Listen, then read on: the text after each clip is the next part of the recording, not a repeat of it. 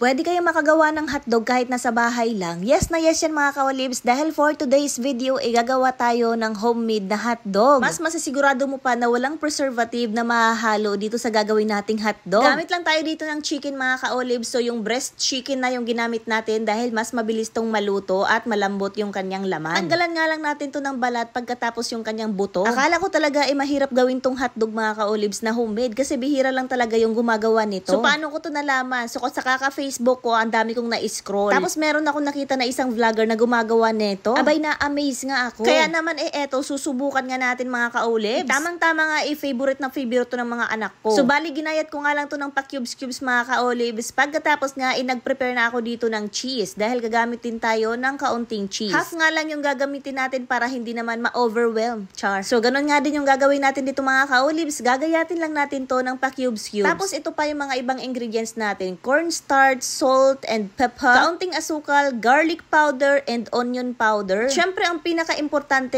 itong breast na chicken. Meron din tayong cheese. Of course, para lalong mas masarap. So, meron naman akong nabili sa TikTok na blender. Ito na lang yung gagamitin natin. So, hindi ko alam kung anong tawag nito, pero nakakagiling siya ng mga karne. So, bali nilagay na natin yung chicken, ilalagay na natin yung mga ingredients, katulad na lang nitong cornstarch, garlic powder, onion powder, paminta, at kaunting asin. Ilagay na rin natin yung asukal at saka itong cheese. Pagpantayin lang natin ito mga kaolibs para naman mabilis ma-blend. So dahil electric to, kaya kailangan pa natin tong isaksak. So bali pinindot lang natin to ng number 1 kasi dalawa yung pindutan, meron pa siyang number 2. At dahil nakalimutan ko maglagay ng tubig mga kaolibs, kaya nag-stop itong ating blender. Kaya naman ihahabulin na natin itong tubig. Bali ang ilalagay natin na tubig dyan malamig mga kaolibs, tapos isang baso. Tingnan nyo naman, ang bilis niyang magiling nung nilagyan ko na ng tubig. Buti na lang talaga muntik kong masira tong blender na to, kundi hindi ko pa maaalala na kailangan pala ng tubig. Dahil natapos na mga kaolibs, ngayon naman ipiprepare na natin yung ating pang-pump dyan. So nabili ko lang ito mga kaolibs sa TikTok, ilalagay ko na lang sa comment section yung kanyang link. So ito yung pula, yung pang-wrapper natin sa ating hotdog. Tapos yung pang-pump, yun yung magpapasok ng ating karne doon sa pula. Hoy, ang gulo! Basta ipapakita ko na lang sa inyo mga kaolibs para magets nyo. So bali dito natin ilalagay yung chicken para mapump natin siya mamaya. Ganun ba? Ang gulo. So bali na puno na natin lagyan, kaya naman magsisimula na tayong mag-pump dito mga kaolibs. Syempre kailangan natin isarado yan. At dito nga ay nagsimula na tayo mag-pump. Tingnan nyo naman, ina-amaze ako. Pero biglang nasira. So nasira ko talaga ito mga ka-olives kasi nga nahulog ko to kanina. Hindi na kasi parang antibay-tibay pa niya. Pero nung nag-start na ako mag-pump, bigla na lang siyang lumabas yung karne ha. Ending tuloy, lalo akong nagtagal. Pero sige lang, ilalaban natin to hanggang katapusan katulad ng pag-iwan niya sa'yo. Char. Sa wakas mga ka-olives, naubos na natin yung manok. So ngayon naman ang gagawin natin magtatali na tayo. So dahil perfectionist ako, kailangan pantay-pantay yung kanyang size. Kaya naman ginamit ko pa itong karton ng cheese. Yo, kasi may nakikitang mahaba tapos may maliit. Ang pangit nun.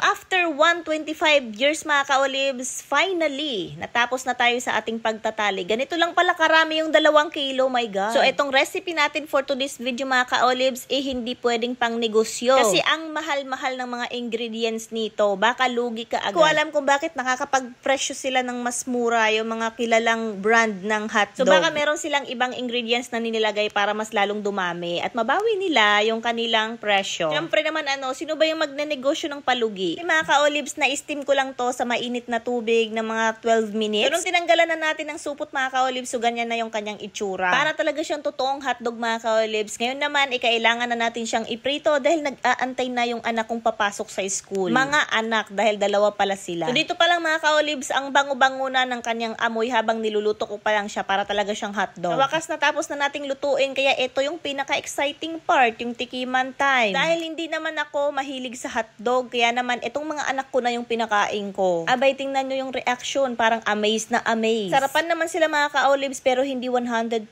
kaya hindi na ito mauulit. So tapos na akong maghilamos, kaya naman hindi nyo na makikita na may gagamitin akong sabon. Pero ipapakita ko pa rin dito yung sabon na ginagamit ko. Ito kasi ay nakaset, Rejuve set ni Beauty White from You Glow Babe.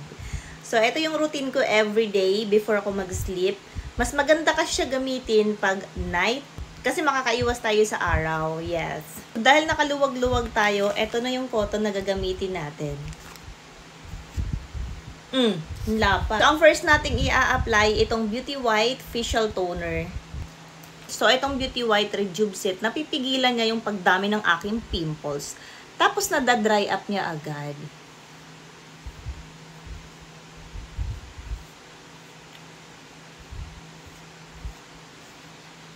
Dahil tapos na tayo sa toner, gagamit na tayo nitong Rejuve Cream.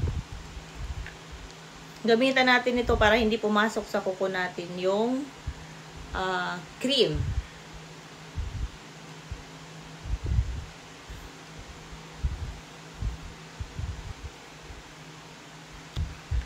Pakunti na lang kasi favorite ko talaga yung sunscreen ni Yoglu Babe. Pagka sunscreen, kailangan marami. Ganda talaga ng sunscreen ni Beauty White, oh. Parang hindi mo na kailangan mag-makeup. At dahil tapos na ako mag-skincare mga ka-lids, it's time to sleep. Good night! Bye!